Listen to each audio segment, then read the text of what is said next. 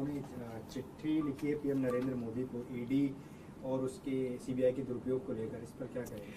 देखिए, इस वक्त देश प्रधानमंत्री जी की जो कार्यशैली है वो ये हो गई है कि देश के अंदर किसी भी राज्य में अगर विपक्ष की बीजेपी के अलावा किसी सरकार होगी तो उस सरकार को काम नहीं करने देंगे। ये बहुत ज़्यादा खतरनाक है। प्रधानमंत्री किसी भी देश के एक फादर फिगर की तरह होते हैं। चुनाव में हम आपस में लड़ें, लेकिन चुनाव होने के बाद एक बार अगर कहीं कोई सरकार बन जाए तो उस सरकार को पूरी तरह से सपोर्ट देने की जिम्मेदारी और उसके साथ खड़े होने की, उसको अच्छा काम करने में मदद करने की जिम्मेदारी प्रधानमंत्री जी की होती है। लेकिन हमारे देश के प्रधानमंत्री जी ने ठान लिया है कि अगर बीजेपी को वोट नहीं दोगे, कोई और सरकार बनाओगे, तो उस सरकार को किसी भी हाल में काम नहीं करने देंगे।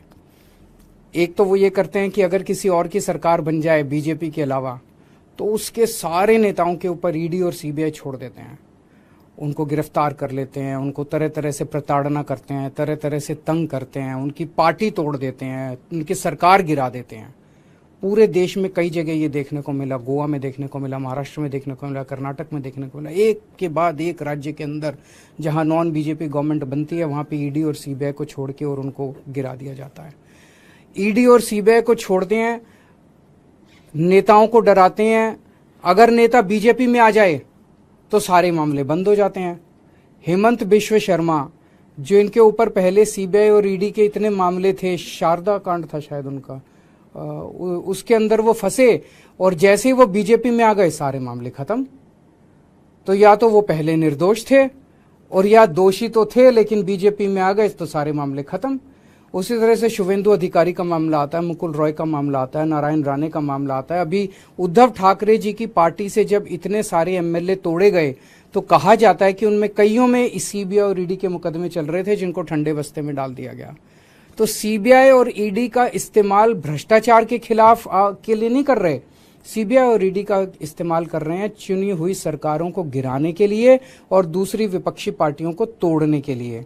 दिल्ली के अंदर जिस तरह से इन्होंने मनीष सिसोदिया जी और सत्येंद्र जैन जी को गिरफ्तार किया, दोनों के पास शुरू में इन्होंने बहुत लोग भेजे कि केजरीवाल का साथ छोड़ दो और आप भारतीय जनता पार्टी के अंदर आ जाओ। केजरीवाल आज अगर वो दोनों मेरा साथ छोड़ के और बीजेपी में चले जाते तो आज वो जेल में नहीं होते, उनके ऊपर किसी तरह के मुकदमे नहीं होते। तो जाहिर तौर पे उनके ऊपर जितने मुकदमे हैं सारे झूठे हैं, लेकिन वो भी डटे हुए हैं।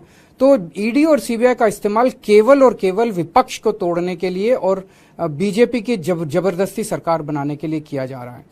दूसरी तरफ गवर्नर्स का इस्तेमाल किया जा रहा है।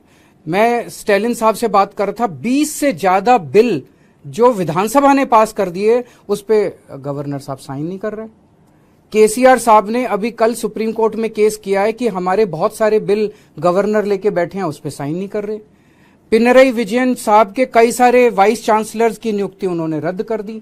ऐसे चुनी हुई सरकारें कैसे? ममता दीदी परेशान है, नीतीश कुमार जी से मैं बात कर रहा था, वो परेशान है। दिल्ली के लेफ्टिनेंट गवर्नर समझते हैं कि सुप्रीम कोर्ट और संविधान को वो मानते ही नहीं है, वो खुलेआम कहते घूम रहे हैं कि मैं सुप्रीम कोर्ट और संविधान। ऐसे देश कैसे चलेगा? तो अगर देश का प्रधानमंत्री नॉन बीजेपी सरकारों को काम नहीं करने देगा और अवरोध रोज पैदा करेंगे देश के प्रधानमंत्री, तो इस तरह से तो देश के लिए बहुत खतरनाक स्थिति है।